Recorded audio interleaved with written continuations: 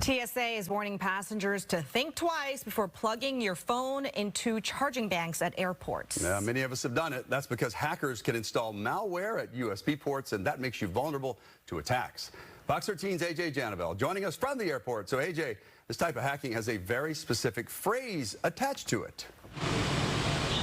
Yeah, it's interesting. They call it juice jacking, and I got a chance to speak to some people flying out at SEA today who had no idea what that could possibly mean. The term juice jacking.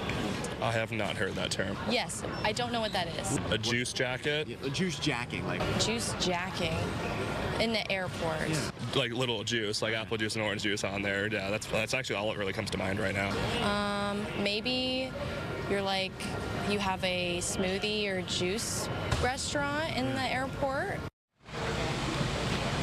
They've had a lot of creative thinkers here at SEA, but none of that was accurate. When you're thinking of juice jacking, imagine you see those USB ports, your phone's low, you're traveling, you got to get a ride share when you get home, you don't want to get stranded.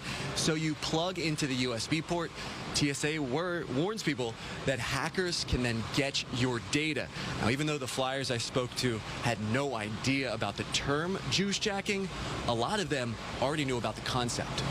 The TSA, I mean, they've told us to not use the USB ports because they're hacked. So I advise them not to use the USB ports and just use their chargers to plug into the wall outlet if they're going to charge. I saw this lady, she was sitting at a table and she had her USB plugged in. To the USB port? Yeah. What were you thinking? I said, oh no.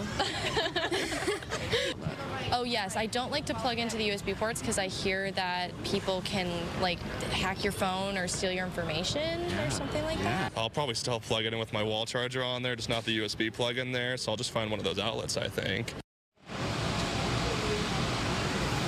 So I spoke to airport officials here who tell me travelers have no reason to worry.